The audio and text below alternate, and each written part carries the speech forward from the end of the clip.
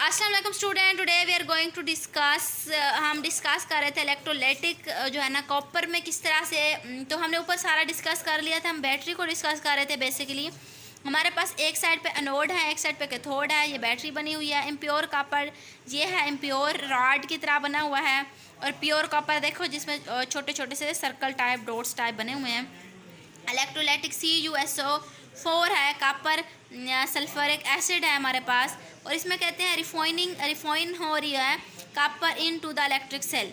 Basically impure copper था, ना खालिस कॉपर था, उसको हमने खालिस कॉपर में कन्वर्ट किया है इलेक्ट्रोलाइटिक मेथड के थ्रू। इलेक्ट्रो सेल में के अंदर, उस बैटरी के अंदर हम इसको उसकी राड को जो है ना प्योर कर दिया है। ठीक है, आई होप सो कि आपको जो है ना ये पूरा जो टॉपिक है इसकी समझ आ गई होगी। आगे एक छोटी सी जो है ना चीज़ है, comparison of effect.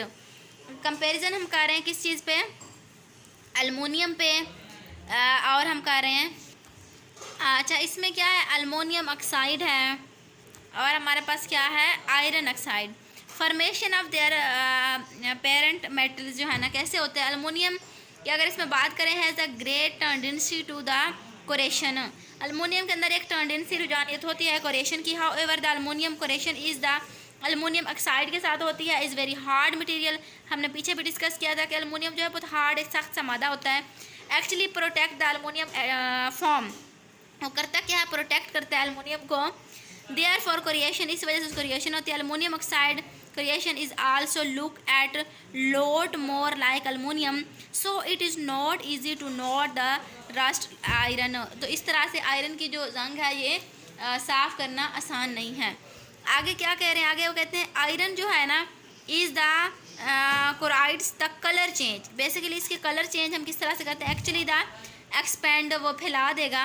The expanding and colour change can produce, जो एक्सपेंड कर रहा है, फैला रहा है या कलर को चेंज कर रहा है, large red flock and we all know as rust. हम जानते हैं कि ये जो है हमारे पास लोहा है उस पर जंग बहुत जल्दी लग जाती है। तो उसको हम unlike the aluminium oxide it is expanded and flocking rust iron. ये क्या करता है, हमने देखा होगा कि एल्युमिनियम की निस्बत आयरन पे जंग ज़्यादा लगता है।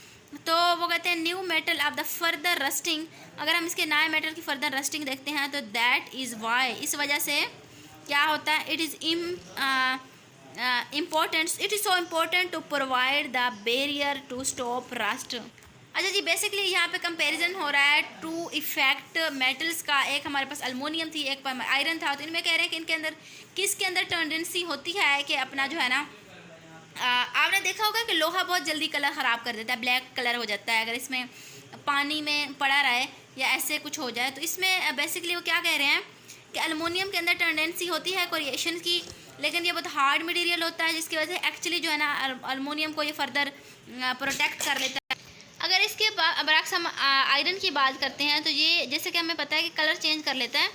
और अगर पानी फॉर एग्जांपल बाहर रख दें उसको, तो थोड़े टाइम बाद जो है ना उसका पानी बारिश में या बाहर धूप में पड़ा रहे तो फिर जो है ना इसका कलर तो जो है ना आगे ये कहते हैं आगे ये बहुत ही अच्छी कोरिएशन की एग्जांपल है। ये इन दोनों के अंदर टेंडेंसी होती है कि ये क्या कर सकें, ख़ुद को जंग से दूर रखना बेसिकली।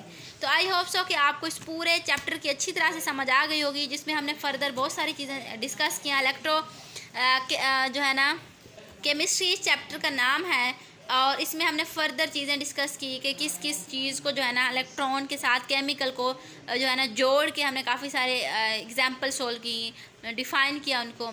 तो आई होप सो कि आपको इस पूरे चैप्टर की अच्छी तरह से समझ आ गई होगी। ये हमारे पास लास्ट है, interaction of chemistry with photography. ये बहुत ही ईजी सा है, इसमें आपके वैसे जानने की इतना ज़्यादा कोई ख़ास चीज़ नहीं है, लेकिन आप इसको एक बार पढ़ लीजिएगा।